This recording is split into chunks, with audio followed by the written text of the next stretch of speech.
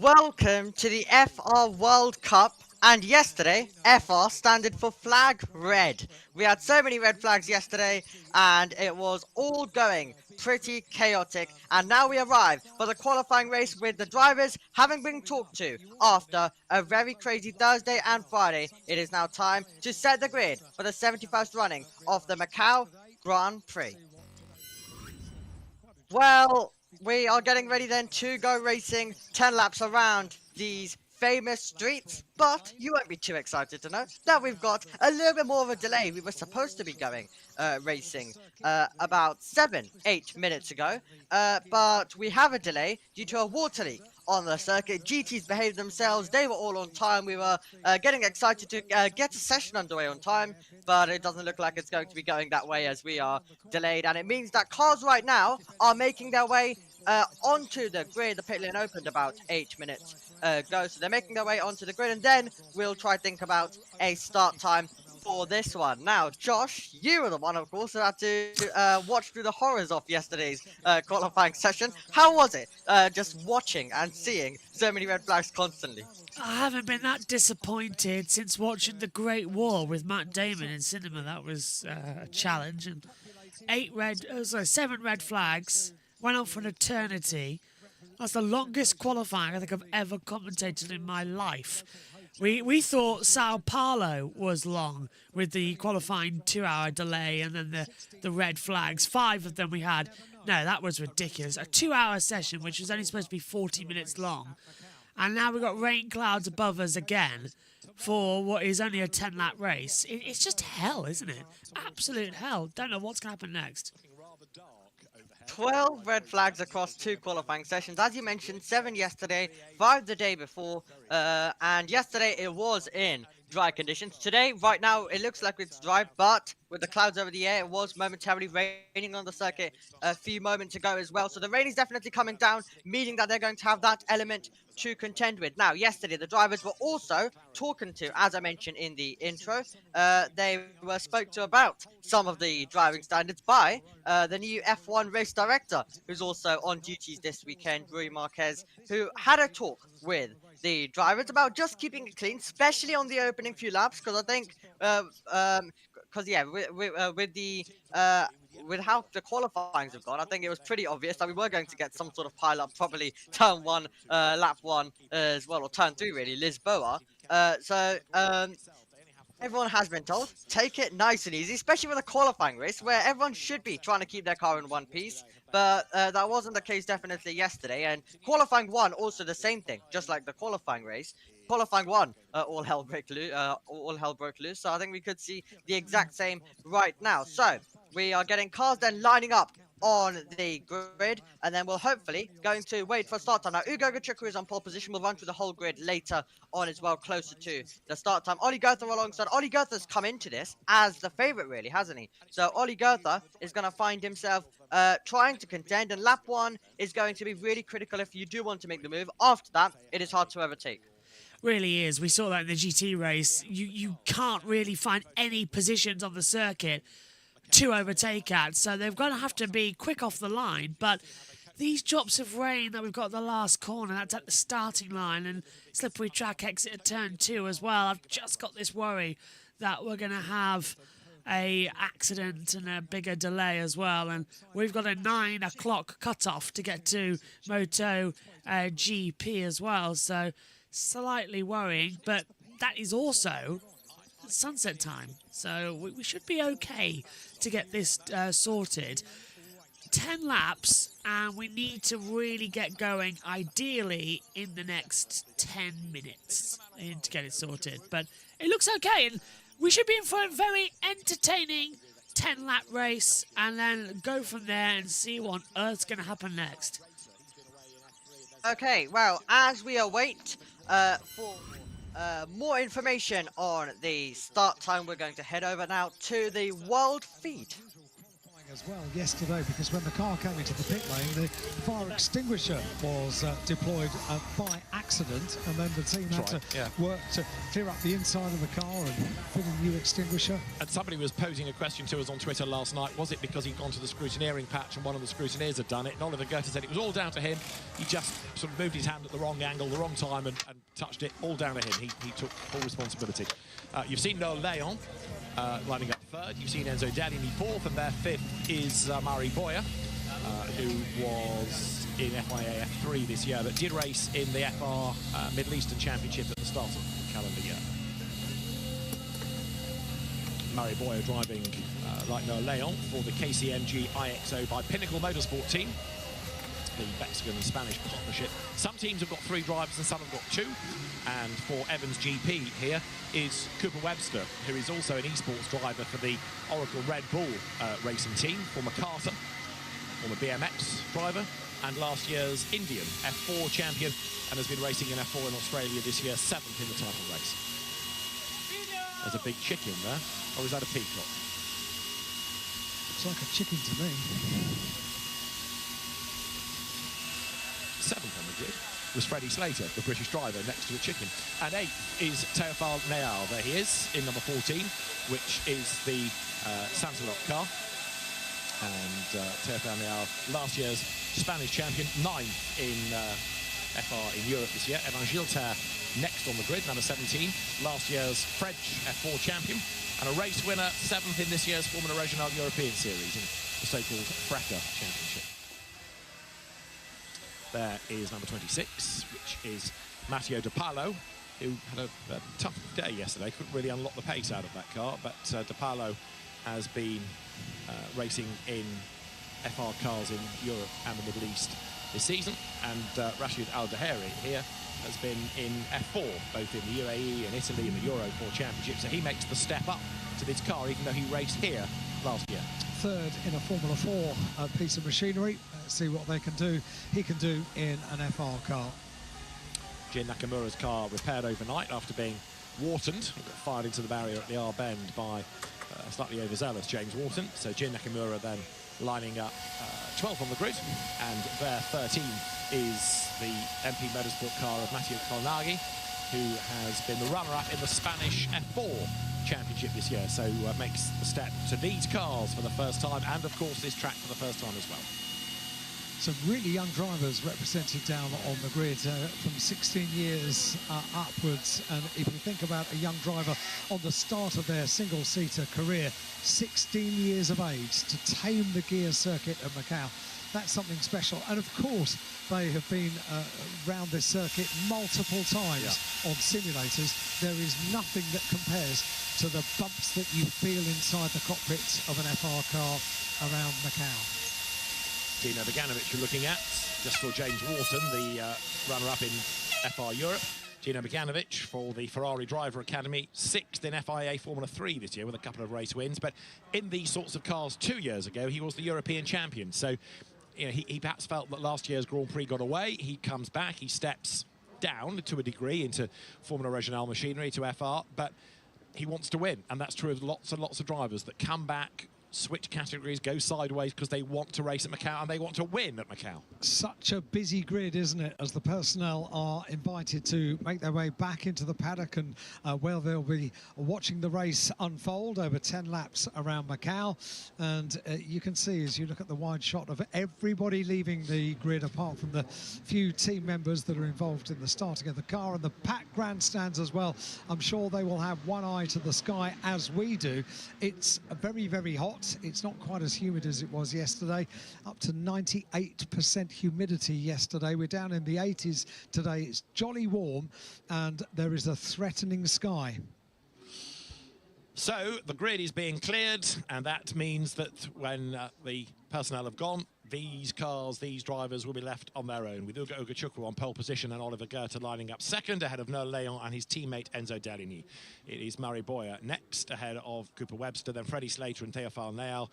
Evan Gilter and Matteo De Palo come next from Rashid Al-Daheri, and Jin Nakamura starting 12th ahead of Matteo Colnaghi, and then with his grid drop, James Wharton, then Dino Beganovic, and the top 16 rounded out by Valerio Rinichella.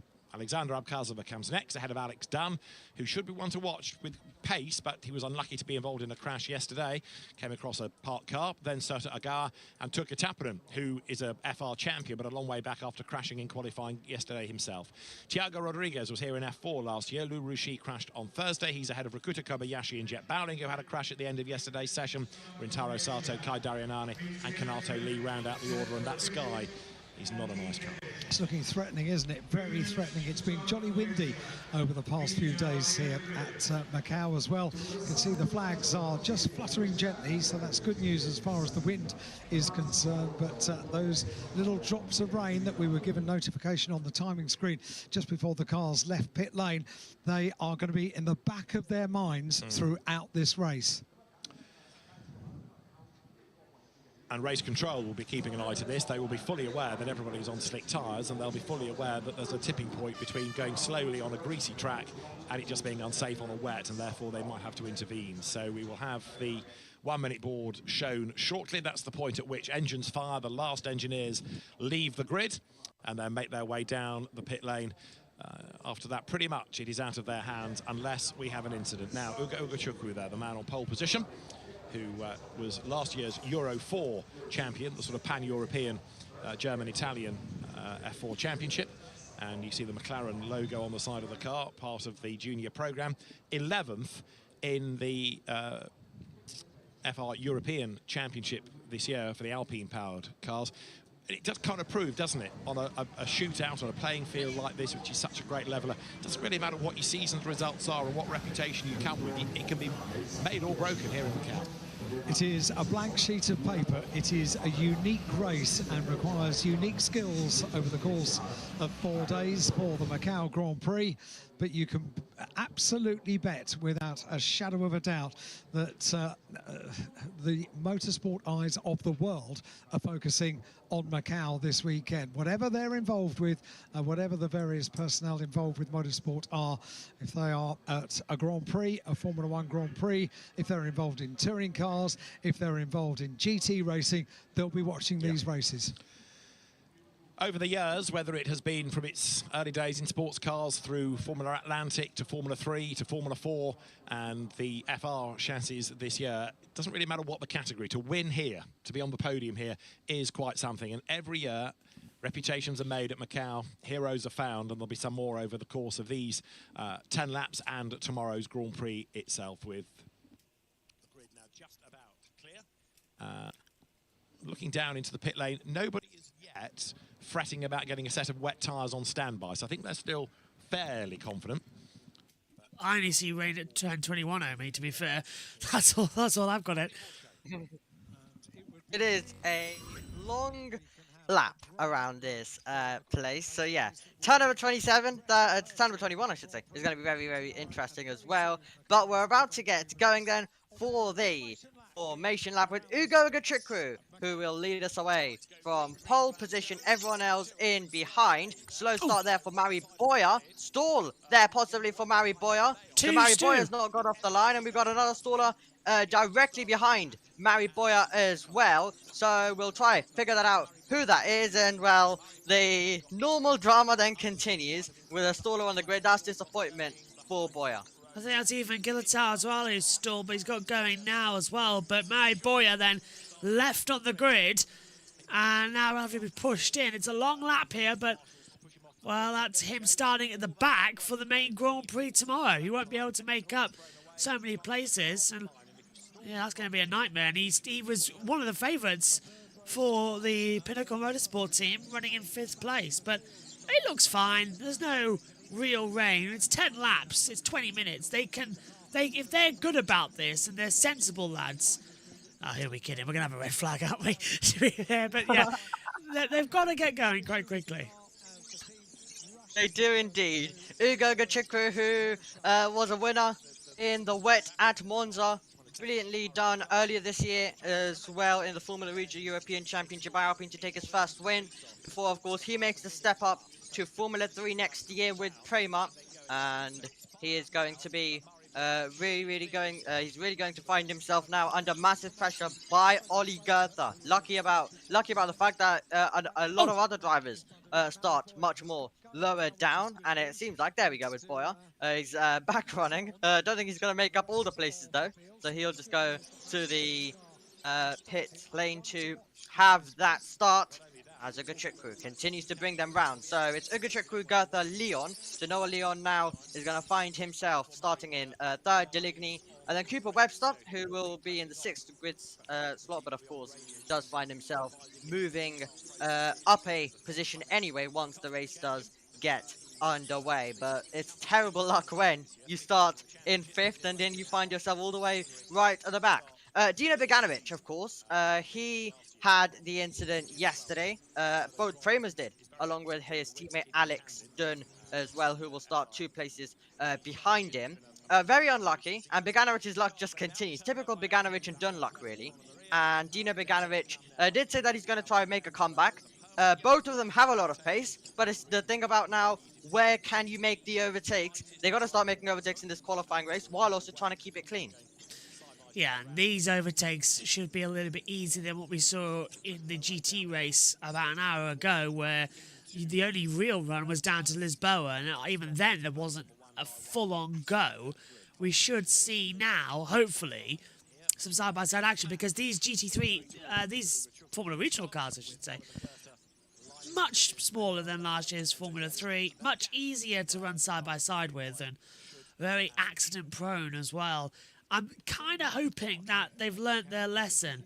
It was quite coincidental, Amy, that Rui Marquez, who is now the F1 race director, had to talk to them and give them a dressing down, where in 2015, at that famous Monza event, it was Niels Vitic who had to, who was the race director that weekend, who had to talk to them over it about driving standards. So it's just a little bit of a coincidence that one race director having to do very similar, and Mario Boyer, he's not allowed, I don't think he's allowed to do this, Omi. He is retaking his original grid position, but all the other cars had passed him.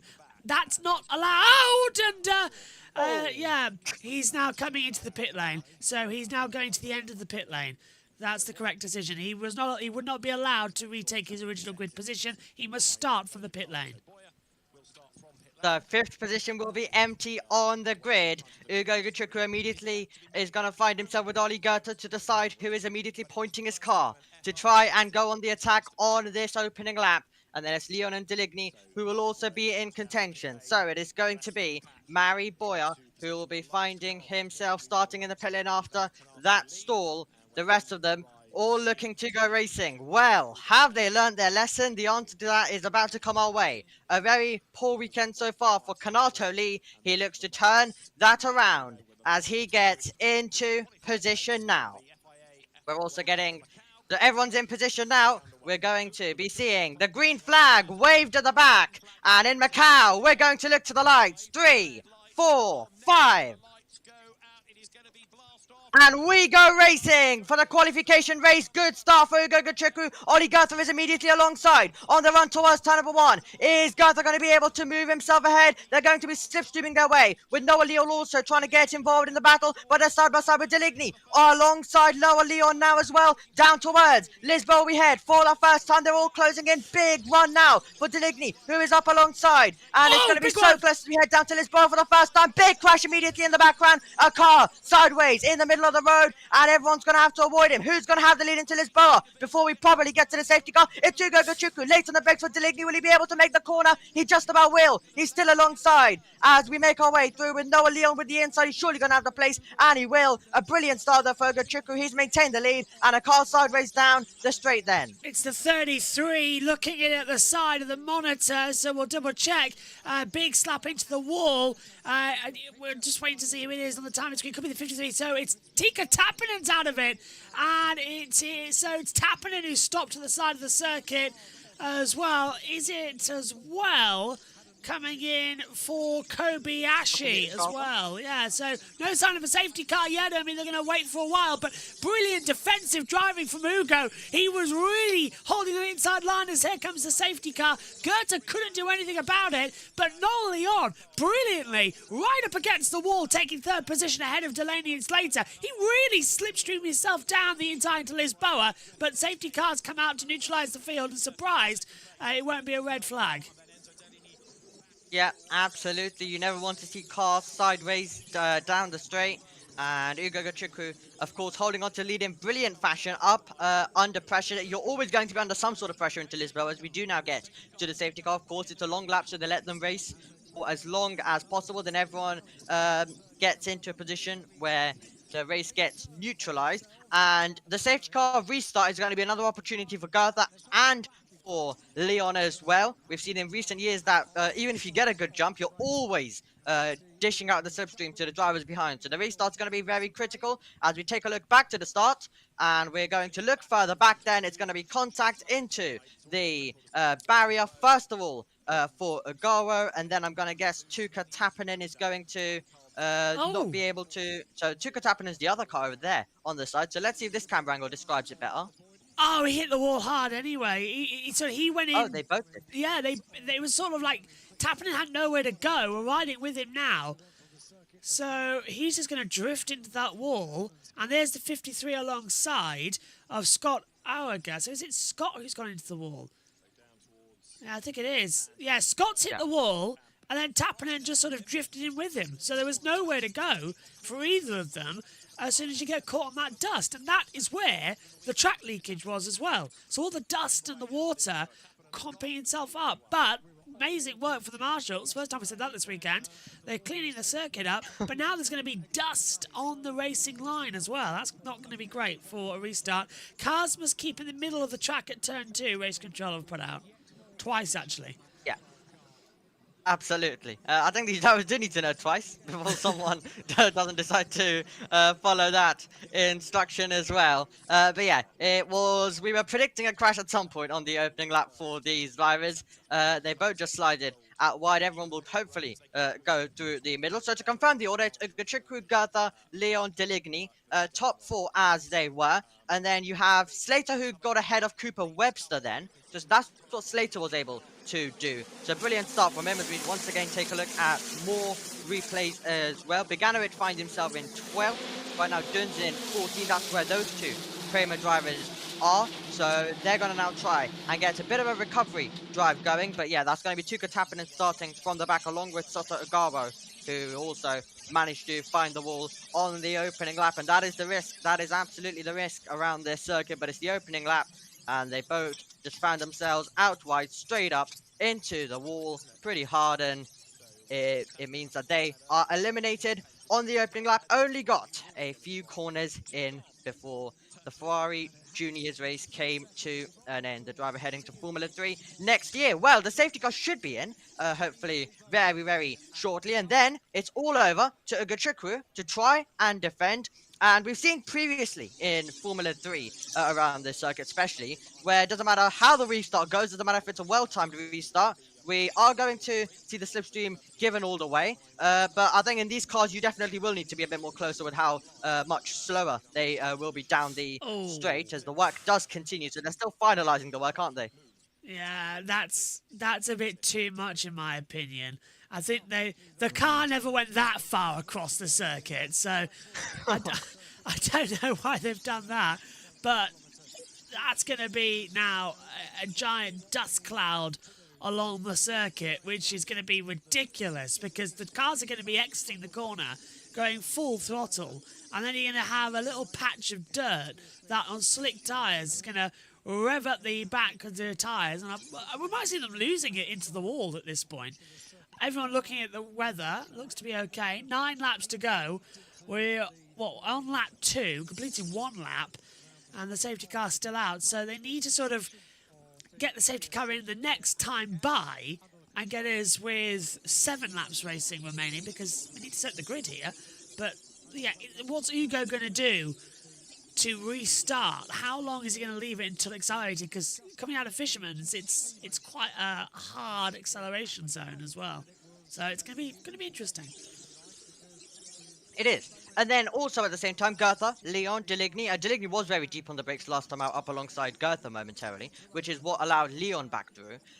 You're going to have to be careful if you are second, third, fourth, or really anywhere. If you're trying to outbrake someone, you could end up like Alex Dunn did, of course, last year, where he was too late on the brakes, trying to outbrake on the inside, and just managed to find his way straight into the wall. So we usually see that as well. We saw that for Beganovic, who tried making some overtakes. So, of course, on the restart especially, you do need to make sure that you can pick your braking spot and don't get too excited with the throttle and getting the brakes down, because we could see someone straight away heading up into the barrier. Now, Boyer, now, of course, does find himself right on the back of everyone. So if he does have pace, he needs to start a bit of a recovery drive. Beganovic, at least he's got himself up to 12. So he'll now need to try get past Aldeheri, Wharton, and Jilter, those drivers ahead. Freddie Slater currently also in 5th position, as we mentioned. So he is really having a good weekend. To say this is also his first time driving this machinery. Sorry, I tried to breathe in there and it just coughed. Really interesting message from Race Control there as well that says track surface slippery turn 2. And I'm like, really? I can't see why.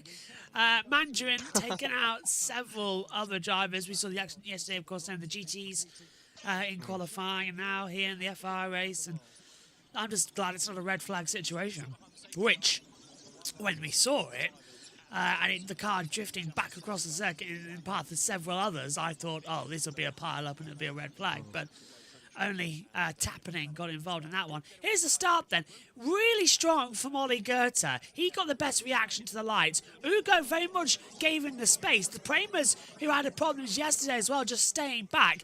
Everyone tried to get the slipstream. Now watch here. Watch Noah Leon as well. He's going to go defensive. Try to go to the inside line. And then through the kink at 2. He really comes into it down at Lisboa at 3. There into the wall goes as well. Tapping in as well, and the 53 as well. Down we go again. Oh, no. Okay, well, I was hoping we were going to see Ollie Goethe. This is Beganovic's start in the Prima. He started further back, of course. He's moved up now into a couple of other positions as well. I can't see where he is on our time out at the moment, but great launch. Got the MP just ahead of him. Deals with that quite quickly. And they've moved up the Primas into 12th position for Dino Beganovic. He got ahead of everything else. But yeah, clean start from him on the overall run. Safe. Yes. Yeah. Safety car's coming in at the end of this lap as well. But yeah, having to get out of the throttle, he found, of course, himself up alongside James Wharton. And then round the outside, he also made the move on Nakamura down to the braking zone. Gilteri goes up the inside. So that's Gilteri taking another position. And that must have been also Rashid Aldeheri, possibly, who was the car who dropped right down. This is from Beganovic's teammate Alex Dunn as we cover off all the replays, and then hopefully we'll look back to live pictures with the restart coming our way. And then, yeah, Dunn also watching some of the battling, then getting involved, towing all the way down towards the Lisboa corner. He got past Alexander Abkazava over there, and then he found himself with the 2 MP Motorsport cars of Valerio Rinicella and Kolnagi. And then to the side, he's of course going to see Sota Ogawa heading to the wall. And then, is there going to be anything interesting at Lisboa for Alex Dunn? Well, I think he's stuck behind the Tom car now, but he did get ahead of 2 of the MPs to go through. So I want to know how he got ahead of Matteo Colonaghi as well, who is directly ahead of him now on the MPs. He did it through the S's. We're up towards Maternity Bend now. Is he going to slip through on the inside? The safety car's coming around the final corner, so we better go back soon. When's he going to send it? Oh, brilliant move round the outside from Dune at the S's. That was perfect. Fantastic. I've never seen that done before. That was pitch perfect as we're getting ready to go back to green flag running. Alex Dunn doing it there. Absolutely fantastic stuff. But here we go. Back to green flags, back to hopefully some amazing action out there on the circuit. Ugo Gachukwu has to do it once again, and Ollie Goethe in second place when Is he going to be able to react to Ugo Chukwu going? There we go. Ugo Chukwu takes us back to green flag, racing conditions, and the slipstream will be given all the way, but Ollie Goethe could find himself under a bit of pressure. Deligny already wanting to try and make the move. He has to wait a little bit as we make our way through the final corners. Green flags once again for the qualifying race for the Formula Regional World Cup here in Macau, and it's Freddie Slater who will put the pressure on Deligny. Already trying to pull alongside is the ART of Gilter. Can he put the pressure on? Ugo Chukwu trying to break the toe. And there's going to be an opportunity now, as we see a black flag as well being given side by side. And that's going to be close stuff between Gilter. Can he make the move in the background? And he backed out of it. He backed out of it. Now, here we go. Over the dust. Defending is Noah Leon, going on the attacker's end to Deligny, and waiting in behind is Freddie Slater. Are we going to see Freddie Slater go to the inside? He thought about it after Deligny tried to make the move, and it seems like we're all going to be able to get through. Lots of moves being made. That's Alex Dunn trying to get to the inside, and he's trying to get past Nakamura, but he couldn't do it. Wharton and Guillotin doing battle together as well. It's a 10-second stop-go penalty for car 16 as well of James Wharton. But black flag for Murray Boyer. That has, as I said, must be because he was overtaking on the formation lap and started from the pit lane. He completely broke the rules there. So Murray Boyer, black flag from this race, and that means he'll start tomorrow from the back of the grid in 27th position. He's already made up 3. That's only because of the accidents. He's in the back anyway, coming into it. But yeah, disqualification would put him even behind Ogawa and Tappanen. But brilliant restart from Ugo again. He timed that to perfection. I thought he went too early coming through Fisherman's, but he's got it perfect. Goethe now under pressure from Noel Leon. Leon was trying to have a go as well with Delaney around the outside of him. Slater and Webster too. But watch out for that Prema of Freddie Slater. He's a man on a mission right now.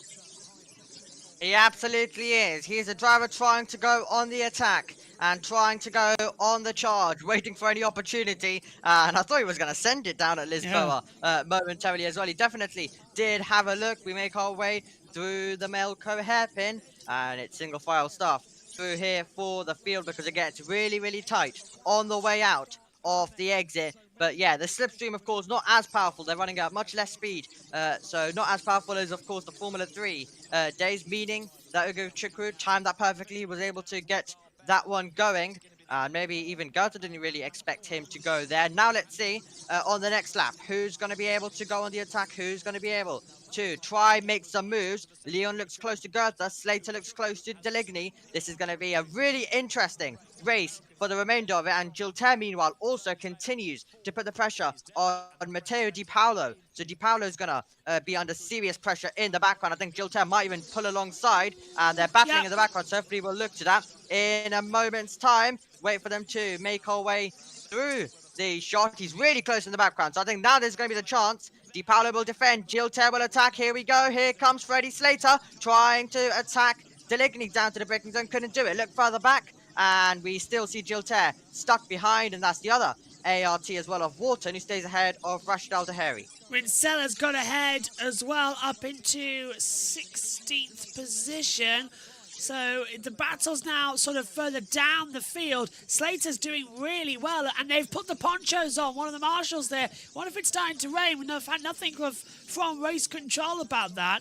But really struggling now because you've got to sort of keep calm. You're into the race procedure now. You are qualifying for your position. So just get your eyes focused, don't hit the wall, and just get to the end and qualify well and go for the race tomorrow. But this, Noel Leon closing now on Ollie Goethe. Goethe's lost out to Ugo by 1.3 seconds. Yeah, absolutely. It was always going to be critical maintaining the lead on the opening lap. He was able to do it. And it seems like, of course, this year, if you can, with these new cars, if you can nail the restart, then you could find yourselves under no pressure, which is something that we don't usually see in Macau, but with these new cars, it definitely is delivering. Look how close we are seeing Slater. At one point, it was 1/10 through the middle, the second sector as well. Can't really say middle sector because there's many of them around this circuit as well. But yeah, Slater is really looking to try get past. And could he improve his position possibly for fourth for the main race? I think he's going to have a position here as well on Enzo Delaney as well. You look how close he is coming in out of Fisherman's into the last corner. He seems to have got the traction. He's got the acceleration. He just needs the slipstream. Somebody was locking up there. I heard a tyre squeal behind. And there's Freddie. And look how dark it's got on the start-finish straight already, I mean. There's just rain clouds hanging above the circuit. And we know here in Macau, we saw it this morning in the bikes practice, it could just come down at any second. And now, down to Lisboa, this is where they've got to be really close. And again, we've got an overtake coming as well around the outside. The 17's going for it. Yeah, Evan Gilter trying to make the move, wasn't able to do it, and that is going to be Di Paolo staying in front. Here we go. This is for the lead. This is for the lead of the race. Ugo Guchukwu momentarily ahead, and it's getting really close down to the braking zone and off the road. A car going wide and off the road there. It's all gone wild. Is it raining? Yeah, the 14's gone straight on of Nal as well. Yellow flags around at turn 3. Mari Boyer apparently has rejoined the race, but now he's saying he's running slowly or stopped. I don't know, has Mari Boyer continued on? No, he's in the pit lane, that's good. Race control say yellow flag at, oh, hang on, off the circuit. Is that the 27? Or, you know, he's at Louis as well. Yeah, Louis gone off the circuit. Dune's up into 13th place as well. Yellow flags are out. Still in that second sector. No sign of a safety car. I don't know why it says Mari Boyer running slowly or stopped. He's been disqualified from the event, but yellow flag's out. Yeah. Now, that was all happening at once. We had so many overtakes, and then randomly, the gap went from over a second to 3/10. Yeah. And Gunther was looking for the move as well. So Safety possibly a car. mistake from Ugo Guchukwu at some point, and he's now pulled the gap back out. They've put the safety car out. I mean, I don't know why. No one's gone off the circuit as far as we can tell and slipped off. Just a yellow flag at that sector, and now the full safety car's been deployed. There is a Ferrari Academy driver. So who's stopped on the track? There's safety car confirmation. What's going on? It's right now. Try and figure it out. Stuff. It could possibly be. We'll have to try and work it out. Who it is. It's going to definitely be quite interesting. You've already got two good happening now, so we'll try pick up the pieces now and see who possibly could have caused this safety car, or is it possibly raining, which is why we saw everyone running wide? Matteo Colonaghi's dropping down the timing order, and he was in car 3. He's dropping down massively now. I wonder if it's him who in the MP Motorsport is part of the Ferrari Driver Academy, and we saw a Ferrari driver walking away. Timing screen hasn't actually told us who has stopped. We're just seeing who's dropping down the timing screen, and it's down at turn 3. So, okay, this might show us. This is Alexander Dune. They were running together on the circuit now, so this might show us, Omi. Yeah, absolutely. Umbrellas are going up as well, so it seems like it's all happening. Rain possibly also coming down. But this was Alex Dunn, who was gaining all the way, and he was, of course, trying to put the pressure down to the Lisboa corner. And then let's see whether we're going to get anything with the orange MP car of Colnaghi as well. But then first of all, this is going to be the moment as Alex Dunn tried to make the move, and this is where we see cars off absolutely everywhere, and a bit of a rejoin as well coming in further up directly in front of us, so that would have definitely kind of impeded Dunn's rival there. So I think that might be something the stewards possibly look at if that definitely gets shouted about on the radio. I think you're right. It's raining, and everyone just sort of aquaplaned off, didn't they? And they got caught out by turn 3. We're looking for the MP. Oh, hang on. There's one. There! Someone will run off the circuit straight on at the bottom of the track. That must have been Matteo Colonaghi. It's raining hard, Omi! It's raining hard! Safety car wipers have gone on. Red flag's out! Red flag's out! So, well, they suspended the race then due to this.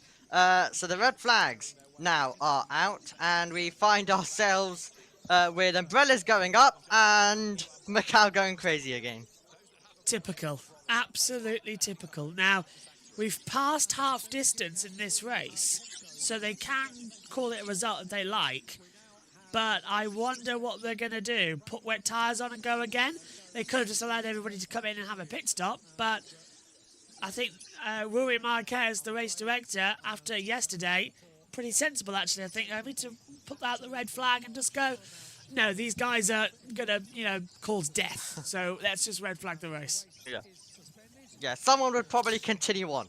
Going and cause absolute chaos on the circuit, trying to do a bit of a last reverse. Though, yeah, it's probably the better decision and the sensible decision at this stage to call out the red flag. They can call the race right now if they would like. Of course, we have past half race distance. We do have a grid for tomorrow's contest. But yeah, now the question is, are they going to put them back on the wet compound tyres and say, well, go out there, complete the race? Honestly with you, no. Because this is a qualifying race. We've got a grid. We've got a running order for tomorrow. Let's focus on tomorrow and keep as many cars as possible in ship-shape condition, ready for the Macau Grand Prix. The last thing I want to do is put them out there and then it's an accident. Plus, we'll go in and it'll be 3 to go. And then they'll have a formation lap, and then it'll be 2 to go. So, for 2 laps of running, which will equivalent to about 5 minutes, is it worth it with the amount of laps we've got left? I don't know. Yeah, probably someone would end up safety carring it anyway on the first lap. Yeah. So, little decision to make. Now, we haven't had the call immediately, so No. they're definitely letting them go to the pit lane first of all. But Ugo Chip Crew, I think, has controlled this brilliantly. The only moment it really felt in doubt after lap number 1 was that moment where everyone started going wide at Lisboa, and somehow the gap was 3/10, which was out of absolutely nowhere. So maybe a slight mistake for Ugo Chip Crew at that moment, and Goethe got close to the lead. But the safety car now is going to bring everyone down to the pit lane as well. TV pictures blotched there for me as well, yeah. Okay, so what's So going TV pictures momentarily blocked. So I think we'll head over to the world feed for now until we have further news and further updates on what is going to happen here at Macau as we bring everyone back to the pit lane with the red flag out. Rushing in and out of garages as though they want to shelter from the rain. So there is rain in the air, but I don't think it's hit this part of the circuit quite as much as it had round the rear of the circuit, up on the run from San Francisco Hill, for example. But it's been a very hot and humid day. They're probably welcome of being cooled down a little bit in pit lane because it has been a very, very warm day indeed. The interest now is going to be exactly what level of rain we get around the circuit, because it could be that by the time they bolted wets on, it's passed, and actually you could have got away with slicks anyway, or some people may elect to stay on slicks. The driver will have an idea of what it was like up the back part of the circuit. They've all got an idea of what it's like here, but that to me looks like a dry pit lane. It does, and then we look out of the window and the tarmac is 2 different colours outside the commentary box on the start-finish line. It is 2 different colours of tarmac, but certainly close to the pit wall, it does look greasy. It does look like it's got a bit of a sheen on it as you look out of the window. So now a choice is about to be made down in pit lane. Tyres are being brought out. They are just being laid next to the cars, and no decision ultimately being made at this stage down in pit lane. But one thing is for sure, those dry weather tyres are losing temperature. They will lose temperature very quickly. The race will resume in 10 minutes, is what we have been told. So we are going to get back underway, Josh. So I guess now, yes, exactly what the World Feed was saying. They've got to make a decision on the tyres, what they do now. Stick the wets on and see how it goes. Personally, I think that's the best decision, but brave of them to resume the race in 10 minutes for 3 laps, which will effectively become 2 laps. Yeah, interesting. There's a signal. Yeah, okay. Well, that's going to be interesting stuff. Okay, we'll come back when we are closer to heading back out onto the circuit, back over to the world feed. Just highlighting, really, is that immediately the cars come to a stop, those sticky Pirellis start losing temperature, and they will do so very quickly as well. So it's a bit wet down through Lisboa and San Francisco, that section of the circuit. That is wet down at Lisboa. Now that, I can offer you this via Strava. That's about 2 kilometres away from where we are, Alan. If that. So it shows you how patchy the rain is, doesn't it? It's almost dry here. The chap in front of me just put his umbrella away. So it's wet down at Lisboa, and we certainly saw it wet up the hill. What do you do? On a circuit like this, you don't want to put yourself in the wall, do you? On the run down towards Lisboa, that looked really greasy, really slippery. Coming up San Francisco Hill as well. That's not nice. No, but on a slick tyre, not nice. The bigger problem is, where you want to slick, the bigger problem is going to be braking for Lisboa. Because up the hill there, you can just defend. People aren't really going to try and get past you. You might be able to tiptoe up the hill, and then the lap improves. But it's going from a high speed on a slick into that wet zone at Lisboa that will be the big problem. The rest of the lap you could probably get away with, probably. They have a few minutes to decide exactly what to do, and for the first time now we see decisions being made. So a change of tyres for Noel Leon, and they would have potentially, they've got a big screen down in pit lane, so they would have got a chance to see our camera angles around the circuit of just how wet it was going into Lisboa. And they've all been told wet tyres are mandatory. You're not having a choice. We want you all on wets. We're not having a situation, think race control, where you heroes on slicks put it in the wall and we have yet more accidents. You're going on wets, come what may. I think they'll struggle to, well, they're only going to have 3 laps, aren't they? 2 laps maybe. If it were much longer than that, they'd probably overheat quite markedly. But for the sake of a safety car lap and maybe 2 racing laps, go on wets, you'll be fine. Yeah, the safest option really, and having seen the level of slipperiness on the run down towards Lisboa, potentially that's a very, very safe idea coming from race control. Put the treaded tyres on and send them out for the conclusion of this qualification race. The heroes are going to be potentially made tomorrow for the Macau Grand Prix. Heroes won't necessarily be made in the qualification race. However, you could spoil every chance you've got in the qualification race today. So let's put the treaded tyres on. I didn't have this in the potential notebook for this afternoon to have rain at the end of the day. The motorcycles turned their first wheels this morning here at Macau. They dealt with a drying circuit. It was just a little bit damp when they went out for pre-practice first thing this morning. They had back-to-back free practice and qualifying, and they were able to complete their qualifying session in the dry. So for the first time today now, we have rain around the streets of Macau. And for them, better it happens now than in 12 hours' time. So at least, hopefully, if it does pass through, the track will dry. So everybody being given the instruction to go onto wets. No argument about that. The drivers, in some cases, just out of the car, stretching their legs a little bit. So race control, the race director, Rui Marquez, Jeanette Tan, his deputy, electing to tell everybody that they need to be on wet tyres. Race order then, Ugo Ogachukwu ahead of Oliver Goethe, and then Leon, Freddie Slater up to 4th, just before the interruption, ahead of Enzo Deligny, Cooper Webster 6th, ahead of Matteo De Paolo, James Wharton 8th. Now Wharton had a stop-go, which I don't think he's done. Rashid Al-Daheri 9th, and Evan Gilter rounding out the top 10.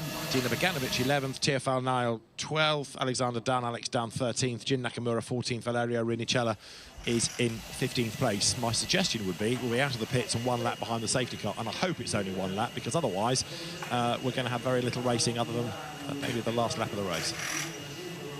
This qualification race day here at Macau, this is the final on-track action of the day. We get things underway a little earlier than previously planned. There is a revised, on the Macau GP website, there is a revised timetable for tomorrow, because unusually we have the Motorcycle Grand Prix first thing tomorrow morning, warm-up and bikes racing out for the coveted title of winner of the Macau Grand Prix first thing this morning, and then all four-wheeled action for the rest of tomorrow. For now, this is the final on-track action of the day. Drivers getting back on board, so Alex Dunn will clamber back on board the car and see what he can do for the resumption of the race then. So the race is suspended, to use the word rather than stopped. They'll carry on in the same order Right, so effectively what we have is what you would under the safety car, just not going round and round in circles all the time. But the one difference is that you're being allowed to change tyres, indeed commanded to change tyres. So pretty quick getting ready for back in the cockpit for Alex Dunn. It looks like quite a hasty process. Yeah, make sure everything's right. His father Noel Dunn, Formula Ford racer and champion. Alex slots the crash helmet back on. It's interesting, isn't it? I mean, you make the point that some of them almost look to be in a bit of a rush, bit of a hurry doing this. It kind of surprised they all jumped out of the cars because it was never going to be a very long stoppage, was it? No, I would agree with that, and this does look quite pacey. Normally they give themselves loads of time to get in the cockpit, get ready, get comfortable, get themselves in the zone. Single-seater drivers, young single-seater drivers, do that more than anyone else in racing. I can chat to touring car drivers right the way up until the 3-minute board down on the grid, and so too with GT drivers. Try and have a conversation with a single-seater driver within 10 minutes of the start of the race, and they just look beyond you. They they are in the zone. They are visualising. They've been taught to do it, visualising the start of the race and getting a conversation out of them. To break that concentration is very nearly impossible. So this... But it's not a cultural thing, is it, in terms of the race culture? Touring cars, GT, being interviewed on the grid is quite something, but it's not a thing in junior single-seater ranks, really, so they're not used to it. They're not expecting it as much as anything. You're right, I mean, they are in the zone, but it's not something they ever have to expect. I've tried it. I don't like being turned down, to be honest. That is horrible. Boy, oh boy. And I would rather suspect that's coming our way. So if it's coming from...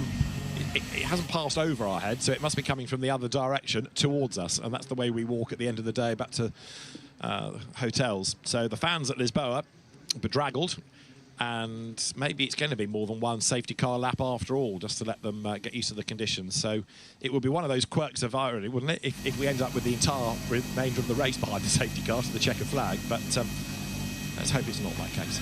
That could potentially be an option, you know, as the rain comes down ever heavier. That looks like a very, very difficult run. At least they are on the right tyres. Really good calls from race control as well. And you would imagine that they have access to the most advanced weather forecasting and radar signals of what's on its way here to the gear circuit at Macau. But with hindsight, really good call to make it mandatory to bolt on those brand new wet tyres.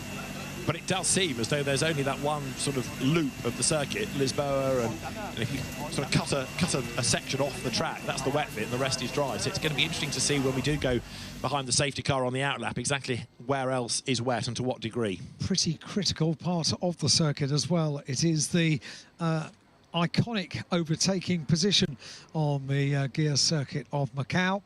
And very, very wet indeed, which they will discover when they are sent out from pit lane. Let's have a look at how the circuit is. So through Mandarin and on the run down towards Lisboa, it starts to get wet. And that is a very quick part of the circuit. They're about to find out just how wet it is. Fortunately, they have the right tyres for that part of the circuit, because that is quite a test. That is serious rain, isn't it, heading down to Lisboa now? But here, it's barely doing anything. There are some umbrellas up, but yeah, that is heading our way. So it is going to be a very wet track before much longer. Right then. This wasn't in the plan, was it? 30 seconds until they are released behind the safety car from pit lane. Ugo Chukwu has done everything absolutely right. He really has indeed, as we get ready then to resume this and see what's going to happen as Ugo Chukwu tries to get us back going here in the qualifying race as we get ready to set the grid. Now, critical thing, Slater was able to get ahead of Deligny during all of the process of everything going wild. So Slater was able to make the move, so we haven't been able to see it. But hopefully, yeah, we didn't get a replay of it, unfortunately. But Slater was able to power away by at some point. So yeah, he finds her in fourth. It's Leon in third, Gertha and Ugo Chukwu, who will lead the field away. Big test now on Ugo. Now, everyone will be looking and seeing those pit boards if you're watching along with us and wondering, why do they say the Formula Regionals, and yet I've seen them do GTs and LCRs and all that lot? Do they replace every board? No, they're actually LED screens that have been introduced this year. So they are LED screens in front of the pit garages, and they just load up which series has it, and that is a lot of water, Omi, down out of the turn 2 at Melboa down towards Lisboa. And yeah, I think we might get another red flag here. I don't see how they're going to be able to keep this one going. Look how hard it's raining into Lisboa. That is serious rain now. If anything, red flag it and stop it and call it off, because this is too much. You're going to have cars flying off the road at this point. Yeah, absolutely. It seems like if they do let this continue running, cars will be flying off the road as well, and it's absolutely bucketing it down at Lisboa, and that is the best overtaking opportunity, and that is also a hard braking zone as well. So such a critical part of the circuit, but with how long the circuit is, there's all sorts going on at different parts of this racetrack as well, but the field making their way through. But yeah, it's absolutely raining down at Lisboa. Definitely the right decision for race control to mandatorise the wet tyres and not let anybody go out there on a set of slicks, because they'd be skating off even under the safety car. Look, it's dry here. This is really tricky for race control because it's dry in sector 3, 4 and 5. But it's only sectors 1 and 2 where it's wet. But it is starting to rain here, isn't it? We can see on board with Bogdanovic. Okay, so there are still rain in the area, but it's heaviest down at Lisboa at turn 3, which is sector 2. Oh. Absolutely. So yeah, it is quite interesting how at all parts of the circuit it's all very different. So a tough call for Rui Marquez to make as well. Right now the team's watching on as they try see what's going to happen in the remainder. Is Ugo Gachukwu going to be heading to victory? Which way will he be heading to victory if he is going to as well? And the rest of the field all trying to also see what is going to happen. But they need to really keep it clean at the end if we do get any racing going. They really need to keep it clean and make sure that they keep their cars pointing in the right direction as well, as we watch them rotate their way down to the Melco hairpin. And right now Ugo Gachukwu is just keeping it behind the safety car, as is the entire field. And even in these tricky conditions, if it was raining across the whole circuit, then we could see cars probably losing it at even behind this safety car. But yeah, they're taking it easy, definitely, even under the safety car down to Lisboa, with how much the rain is coming down. I say let's end this behind the safety car. That's what I think is going to happen right now. That's the sensible decision. Let's have a look then. Out of Fisherman's. I think we're going to be okay. I think we're going to, just bring them round and maybe end it behind the safety car, which would be the sensible decision, I think. As you may have heard in the background, possibly take a look once again at Lisboa, see if it's any better, if there is any chance of a one-lap shootout. Oof, if not, then we'll just go around once again. A one-lap shootout in Macau, what could possibly go wrong as well? It's a little bit better down into Mandarin, so this looks okay. But it was out of Mandarin down to Lisboa, wasn't it, that we really saw the rain come down. And they're not going to be at full racing speed here. What the safety car could do here, the BMW GT3, it could just put its foot down and see what it's like for the the FR cars to actually get an acceleration point. Let's have a look. It looks like it's stopped raining now, doesn't it? I think we're good. I think we're good for a lap shootout. They should be able to make that through safely. Yeah. It should be good indeed. And then you head over to, of course, to this rivered part of this circuit now as well, on the wet compound of tyres. It's here. There's a lot of water at 3, and that's the heaviest braking point of the track, isn't it? I can't... It is. I don't know. I think we might go red flag here, and they'll just end it. I think that Rui Marquez is going to be very reluctant to send the cars through there, considering what we've seen this weekend. This is a big litmus test for him. The eyes of the world are upon him, knowing that he's the new Formula One race director. People will judge him on this decision right now, and it's now raining harder up towards Maternity Bend and the S's. So yeah, this is getting a little bit more dangerous now with 2 to go. It definitely is as well. Everyone looking down at the new F1 race director, he's going to have the critical call about what happens now as well. And of course, it is only the qualification race. Lots of us were saying just end it with the red flag as well. We had a grid, we had everything we needed to go racing tomorrow, and he's tried his best to give us remaining action. He still is going to be trying, but yeah, critical decision coming up for him, and it will be very critical to see whether the good trick crew is going to be heading to victory then with this. But yeah, it's just a weird one. It is, of course, dry, lots of parts of the circuit, then wet as well. But yeah, that rain at Lisboa is absolutely terrible there, meaning that we are going to be going behind the safety car as we wait a decision. If we don't get any, then we'll just continue on going, and that will be the decision of not going racing once again. So we're just currently waiting to see. It'd have to be now that we get told at the hairpin, because it's right near Fisherman's. So it looks like the race is going to end behind the safety car. Looks like it. Nothing has been said so far.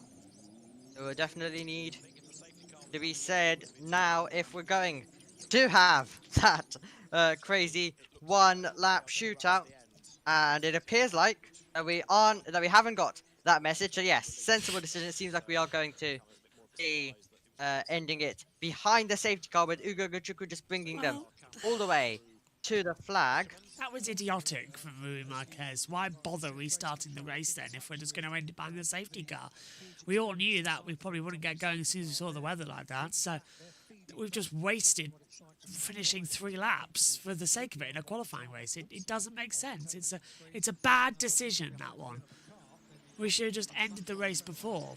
There was no logical reason to completing these laps behind the safety car. Confirmed last lap. Well, that's weird. Last lap of the race. Final lap of the race.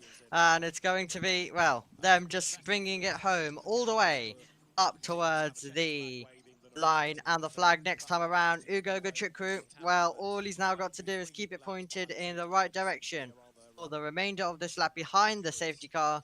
And that will be it, as the teams watch on, now think and get and prepare for tomorrow's race, with their positions, of course, now being set, if they can just navigate their way round as well. But yeah, that rain at Lisboa, meaning that it was really, really hard to get back racing.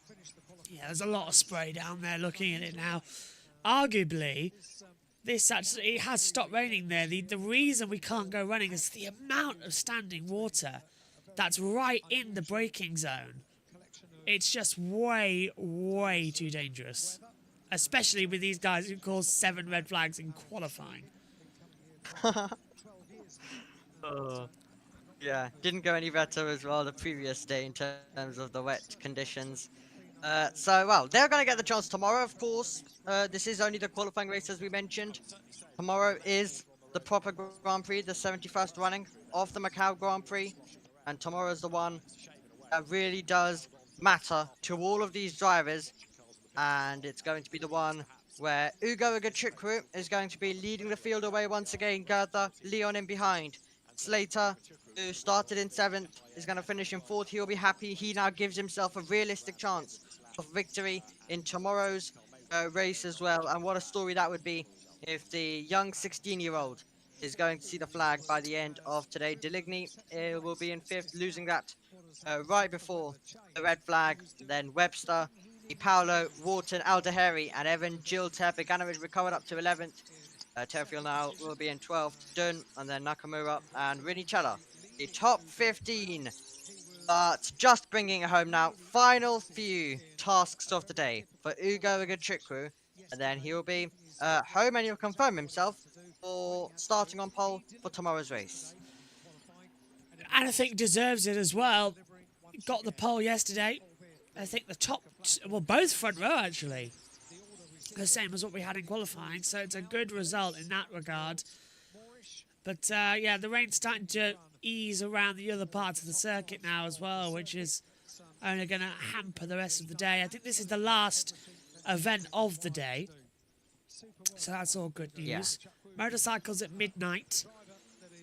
So that's going to be interesting in 20... I don't know how many hours, actually. No. 15 hours' time until we get going for that one. I am not looking forward to that. Actually, I am. Julia Chusovic and Lizzie Whitmore joining us in the comments box. Hopefully, because it was supposed to be today, so Lizzie's checking her diary. Julia's up for it. She's in for that one. So, out of Fisherman's, safety car's in this lap, so the safety car's going to come in, not to spoil the photos. Not to spoil the photos as well, as you mentioned, so the safety car will move up into the pit lane, and it will then be Ugo Agatrikwu who will lead them over the line. Let's hope they all just keep it clean as we all bunch up with Ugo Agatrikwu about to bring them all the way to the flag. And it has been a absolutely fantastic race, full of action and full of dramatic moments. And Ugo Agatrikwu's start was very, very critical in deciding who is going to win this and start on pole for the Macau Grand Prix tomorrow. And he is making his way to the final corner on this circuit, the 24th and final corner. And Ugo Agatrikwu is going to get his foot down, and he will bring us over the line then as the winner. And he will confirm himself to start on pole position for the 71st running of the Macau Grand Prix. Ugo Agatrikwu takes the qualifying race as well, and he beats Harmony Gartha, who finishes in second, Noah Leon in third. A few places gained for Slater, who will start in fourth. Then it's Deligny, Webster, Di Paolo, James Wharton, Rashid Al-Daheri, and Evan Giltaire, the top 10. And it's celebrations for Ugo Agatrikwu, but now he needs to do it all over again tomorrow. Great race from Ugo. Brilliantly done in qualifying yesterday. Brilliant race today. Ollie Goethe came here thinking, oh, I've got no challenges. He's got a big one to deal with tomorrow in the main race. This is going to be very, very exciting. Watch out for Freddie Slater as well. Prema everyone put their bets on the two Premas being Bogdanovic and Dune. Nobody thought Freddie Slater might be able to do it. He's looking very, very good. Very good indeed is Freddie Slater, the 16-year-old who will get a chance tomorrow to contend for the win with that absolutely fantastic result as well. To run you through the rest of the results, Dino Beganovic, Terfield Nile, Alexander Dern, Nakamura in 14th, then Valerio Rinichella in 15th, Sato in 16th, Thiago Rodriguez, Jet Bowling, Kanato Lee, Kai Dariani, Kuto Kobayashi, Ruiki Lee, Alexander Abkazara, and then Mateo Kolnagi, Mariboya, Sota Ogawa, and Tuka Tappen, and those two's race ended right at turn number 2, and the bottom few drivers with the retirements as well. Yeah, the American on top, which is also fantastic to see, of course, a driver who is moving to Formula 3 next year. And Ollie Goethe and Dino Beganovic both, of course, racing in Formula 2 in about 2 weeks' time when they continue their season in Qatar. Yeah, Qatar's coming up as well. That's going to be fun. With a completely different F2 and F3 field, by the way. F2 field for the last 2 races. So many people have changed. It's quite funny. It's going to be quite fun. Oh, just... right, what time do we need to go off air for MotoGP? We have about 15 minutes until we have to go off air. Okay, well, brilliant stuff. Hopefully we're going to be able to just see them all come, and then we'll get maybe a little bit of race highlights as well coming our way. And then we will be able to head off for the MotoGP action, which you can also catch, of course, on JB Motorsports. So hopefully that's all going to be really good and nice. So we've avoided the big crash. We've avoided the potential clash today. Yes, Luckily as well. thankfully. Even though with delays, red flags, it looked like we could possibly have had it, but luckily not. Hope the drivers are maintaining safety car delta because safety car's still out. That's the rule. So they have to If stay. you got still out, Yeah. they'll have to behave themselves. Max Verstappen That's got in the trouble critical with. thing. Yeah, do you remember back in Baku? Max Verstappen got in trouble under the virtual safety car because it was on the in lap as well. Boards are still out, safety car's still out. Maintain delta, don't speed. Quite funny, really. Yeah. Good race that one. So up to Hugo you. has finally brought it around Yeah. the end of the lap. Up to you what you want to do, by the way. So, well, Ugo Gachukwu will come down. We've already gone through the full race results. So I think we'll just quickly take a look at highlights. I know the podium procedure is pretty long, so I'll let you decide whether you want to go off Well, to GP. There's only a quick podium ceremony, really, for the GT, isn't it? Just give you a pole trophy and off you go. So it's quite weird. Yeah, we'll. Yeah, but I think we'll stick around then in that case for the celebrations, as we couldn't do that for the GTs earlier on then, as the rest of the field instructed to make their way down to the normal pit lane if you want, of course, in the top 3 positions as well. Right, Otherwise, blocked off. there's some interviews coming, I think. Do you want to head down to the world feed? Yep, we'll head down to the world feed then, as we are going to be getting some interviews very shortly as they get themselves into position. Top step of the podium. Top 3 head into Parc Fermé, and we'll see in a moment the very, very tall American driver getting out of the race-winning car. And there is the very dry final part of the circuit. Odd, isn't it? Because we were initially told spots of rain at turn 21, so towards the end of the lap, but it was all down at turn 3, Lisboa, where it hit. Ugo Chukwu, the winner, from Oliver Goethe and Noah Leon. 4th to Freddie Slater from Enzo Deligny and Cooper Webster. Matteo De Palo, 7th. James Wharton, 8th. Now, I don't think he ever did his stop-go penalty, so that's probably up for discussion. Rashid Daheri, 9th, and Evan Gilter in 10th. Then Dino Beganovic in 11th from Tefal Niall, Alex Dunn, Jin Nakamura, and in 15th place, Valerio Rinicella. After him, there was Rintaro Sato and Thiago Rodriguez. And you can see that long line of people that didn't make the end of the race. Alexander Abkhazova being the driver who came last across the line. So, the pit straight at Macau is quiet and will be so for about an hour and 10 minutes before the traffic starts to flow once more. And there is Ugo Chukwu's car, and the very tall American driver will be a delighted race winner, no doubt about it. Puts him in pole position for the main race tomorrow, and it also means that he will know how to control the start. But I think Oliver Goethe will be even more feisty when we go to the green light tomorrow when we get the race underway. So the dignitaries for the podium will be making their way towards it. The drivers will be making their way from the Parc Fermé scrutineering area through the paddock up to the podium. Photographers assemble on the photographer's gantry at the foot of the podium, just next to that circular race control building. Podium just hidden behind it, and the podium at the moment has the backdrop of the television, which is then going to be made into the podium backdrop very shortly. Happy teams down in the pit lane, the R8 GP team. Good track record in junior single-seater racing over many, many years, and all smilers once again.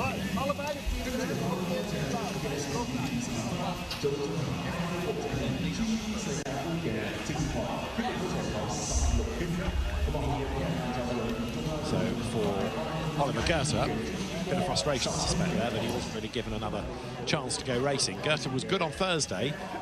Actually, quite a lot of what happened on Thursday in terms of times and the order was where you were in the pit lane, because so few laps did you get. If you were first out, you had a better chance of getting up the order. So as we wait for the drivers to get to the podium, let's have a quick break and look at the highlights of the qualifying race.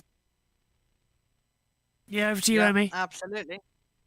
Yeah, absolutely. Now we get to take a look over these highlights right now out on the circuit. First of all, Agobo having a big crash along with Chuka Tappinen. Both of them found themselves eliminated after they both found themselves into the barrier, causing our first safety car as well. And then we got back going on these famous streets with everyone following each other very closely in behind. And you had Slinger getting ahead of Deligny, cars off absolutely everywhere, and that was a rejoin by Teofil Nile, and it allowed Alex Dunn to take the position away from his rivals, and then Ugo Gachuku just continued making his way, dominating at the front. The rain started hitting, we had the red flag, we got back going with the safety car in hope of getting a lap or two of racing. In the end, it was too wet, and Ugo Gachuku came across the line and claimed pole position for the 71st running of the Macau Grand Prix, but it's now Podium time has now for been made podium ready. set. That was the giant television screen a moment ago for the fans in the grandstand. And I think we're ready with the drivers and our dignitaries to go to the podium itself. Of the Macau Grand Prix FIA FR World Cup qualifying race. First of all, let's welcome the winner drivers to the podium. On second runner-up, number 7, Noel Leon from Mexico. On first runner-up, number 1, Oliver Gotha from Germany. And the winner is number 4, Ugo Chuku from the USA. Congratulations. And now I would like to invite Mr. Luis Gomes, President of Sports Bureau and coordinator of the Macau Grand Prix Organizing Committee, to present the laurel to the winner drivers. So to our second runner-up, congratulations to Noel. And to our first runner-up, Oliver. And of course, to the winner, Ugo from the USA. Thank you, Mr. Gomes. And now, I would like to invite Mr. Ko Hai-in, President of the Legislative Assembly, to present the trophy to the 3 winner drivers as well. And now, to our second runner-up, number 7, Noel Leon from Mexico. And our first runner-up, Oliver Gotha from Germany. Congratulations. And of course, to the winner, Ugo Chuku from the USA. Thank you. And I would like to invite back Mr. Gomes. Please remain at the center for a group photo. 我哋喺中間位置一齊影張合照嘅。Please look to the center front, at the camera, at the front, at the media zone as well. Let us capture your spectacular moments. Congratulations to the winning drivers. Thank you. Thank you very much. Will other drivers please remain on stage on the podium? Please remain at your current position. Thank you, our presenter. Please remain at your current position. And now I would like to invite Chris to have a quick interview with the drivers, please. Thank you very much.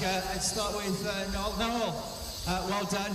Just when we thought the rain had stopped, that was crazy, wasn't it? What was it like out there? I know you were only behind the safety car, but it seemed to be dry here, really wet over there, dry and damp in the middle.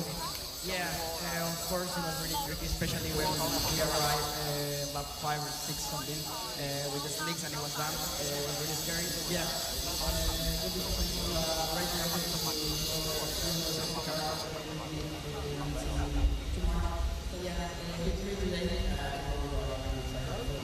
You're in a good spot as well. You had to work on the first 2-3 corners to stay third.